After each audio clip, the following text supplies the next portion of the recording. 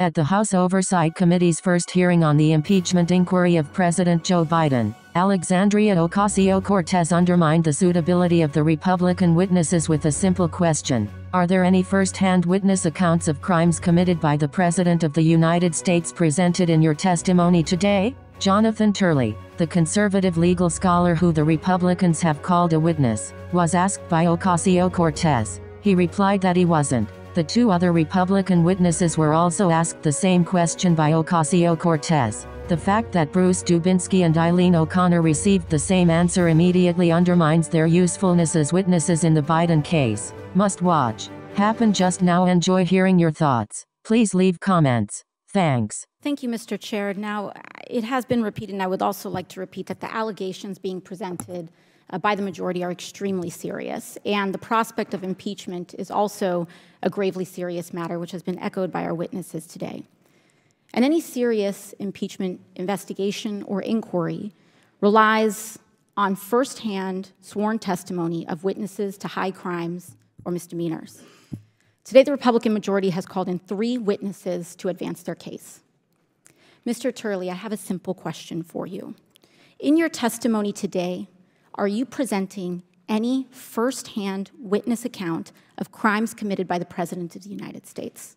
No, I'm not. No, you are not. Ms. O'Connor, you are the second Republican witness here today. Have you, in your testimony, presented any firsthand witness account of crimes committed by the President of the United States? I have not. Thank you. Now, Mr. Dubinsky, as the third and final Republican witness in this hearing, have you, in your testimony, presented any firsthand witness account of crimes committed by the President of the United States? I have not. And Professor Gerhardt, given that you are the minority witness, I assume the same, correct? I am not a fact witness, correct. Thank you. And to clarify, 2 individuals presented today who do have firsthand accounts surrounding the progeny of these allegations are being blocked from testifying by the Republican majority. And I want to explain why this is important. Members of Congress, all of us in this hearing, are not under oath, as we are presently covered by the speech and debate clause. Isn't that correct, Professor Gerhardt? That is correct. And the speech and debate clause covers all statements by a member of Congress, whether they are factual or not. There are only 4 people in this room that are presently under oath in their testimony. And those are the 4 witnesses here today. Is that correct, Professor Gerhardt? That is correct. And so the direct testimony of the 4 individual witnesses here today are the bona fide words that this committee must use in order to proceed or substantiate an investigation. And I want to emphasize why that's important. Earlier today, one of our colleagues, a gentleman from Florida, presented up on this screen something that appeared to be a screenshot of a text message containing or insinuating an explosive allegation. That screenshot of what appeared to be a text message was a fabricated image. It was a fabricated image.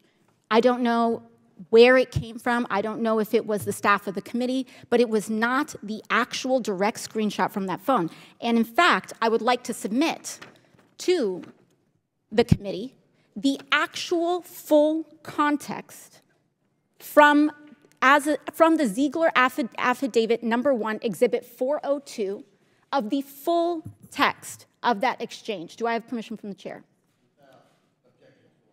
Importantly, what was brought out from that fabricated image excluded critical context that changed the underlying meaning and allegation that was presented up on that screen by this committee and by members of this committee. Now, they are well within their right to do that because they are covered by the speech and debate clause. This was not submitted by a material or fact witness under oath. That was not submitted by a material or fact witness under oath. The impeachment inquiry, any impeachment inquiry, regardless of party, is an extremely serious matter. Professor Gerhardt, in the impeachment inquiry into President Clinton, were there key fact witnesses that were presented during those proceedings? They were not in the House. In the Senate, were there any? There were. There were in the Senate. Now, in the impeachment, in the impeachment investigations with respect to President Trump, were there key material fact witnesses in the House? Yes, ma'am. There were. Are there any key material fact witnesses here today? No, ma'am. None. And so we are wasting our time. When we talk about a threshold of an impeachment inquiry, was there a House floor vote that had a majority of members of Congress that opened an impeachment inquiry into President Clinton? There was. There was. Was there a full House floor vote opening an impeachment inquiry into President Trump? In 2019. Is there one here for this one? Not for this one. There is not one here for this one. This is an embarrassment. An embarrassment to the time and people of this country. And I would ask that the chair and I would ask that this committee elevate to the promise of our duties here and comport ourselves with the consistency and practice that is required of our seats and our duty and our oath to our responsibilities. Thanks for watching. Subscribe to Happen Just Now for more content about accountability on our public officials and policies and procedures.